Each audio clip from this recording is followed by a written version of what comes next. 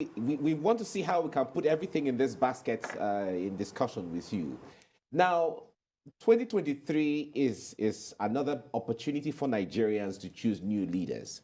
And of course, beyond your political party, there are other candidates as well. But Nigerians have debated. Okay, now that the candidate for your party has chosen his running mate, what should Nigerians specifically expect from the candidacy of Ashewaju and Shetima come 2023? Because these questions are there. You said we should go beyond this, this religion and all of that. Let's get into the issues. What should Nigerians really expect?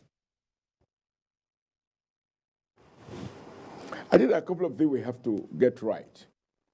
There may be miracle in the life of individuals. I've seen people talking about miracle, but there are no miracles in the life of nation states. Those successful countries have gotten to where they are on the basis of sets of policies that they have settled for. I want a robust, coherent industrial policies. I want to have some coherence between fiscal and monetary policy authorities. None of them should operate as if at the end of the day, everybody is in its own isolated island. I think that, a situation in which we are watching our national currency depreciated by the day as a result of the fact that we are not producing, a situation in which successive governments are not able to fix reliable power supply. I do not believe that these are beyond us. I think Ashewaju, by the sort of thing he has done in Lagos, lays sound foundation that has led to sustainable growth and development of the Lagos state economy. He is better placed from his own experience to lay such foundation for Nigeria. We have to revisit power, because without power, we can't talk about industrialization. Without power, we can't talk about technology. These are basic things. If other countries can fix it, I think we should fix it. Number two, we need to revisit our educational system. Number three, we need to review our trade and industrial policies. I am not apologetic that we subscribe to international agreement of free trade when we have nothing to trade with. And nobody discusses about our balance of trade. Nigeria has become a dumping ground for all sorts of goods and services. I want us to revise back. These are the issues that I have talked about, that just like President Buhari said, Nigerians should eat what we produce and produce what we eat, that we should extend the logic. I'm looking at these pictures now.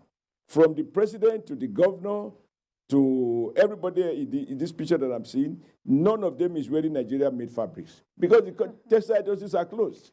Just imagine if we have a president that insists that the logic of eating what you produce and produce what you eat is extended to you wear what those fabrics that we manufacture and manufacture the fabrics that we wear and give it the addressing pattern where one man wear 10 meters or women 8 meters at a go.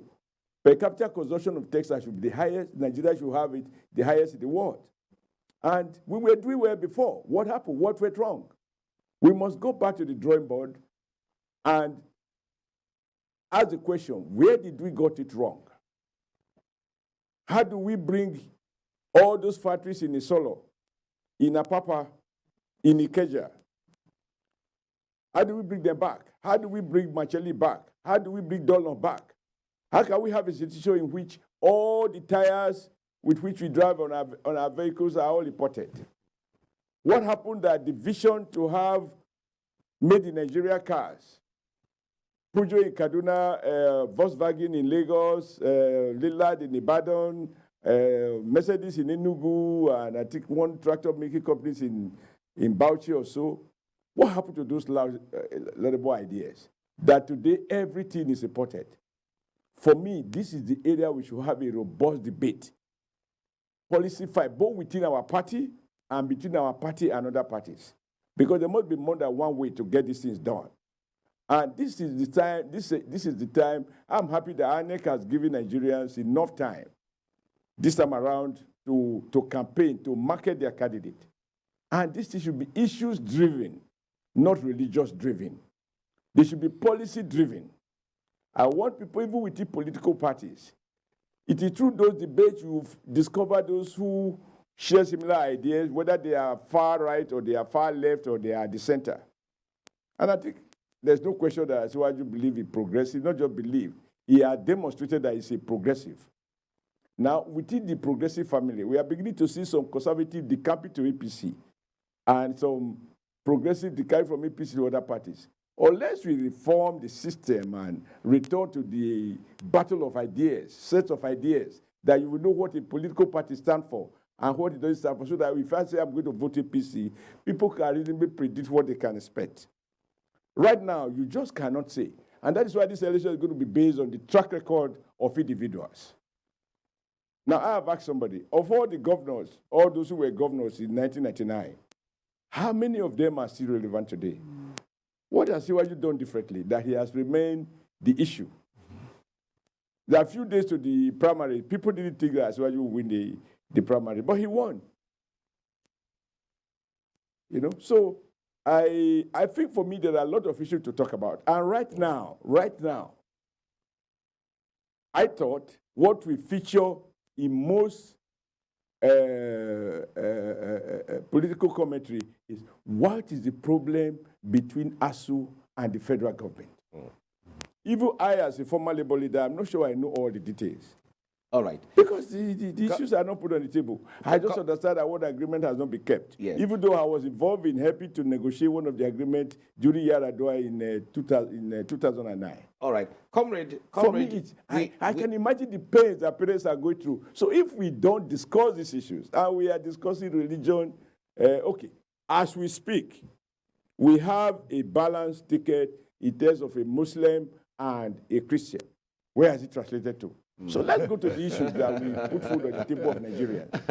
That is a good place. Jobs, that's good paid job, comrade, and so on and so forth. Yes, comrade, Yes? that question you posed there is a good place to hang it today for now. And we'll bring it back because that question is going to dangle like this on the face of every Nigerian and make everyone reflect. Due to time, we have to leave it here now, but we certainly assure you that we have more time. We're going to create more time for us to discuss this again. Thank you so much, Comrade Adams Oshiomhole, for coming on the program this morning. We thank you so much. Thank you. Thank you for having me. Thank you. Thank you.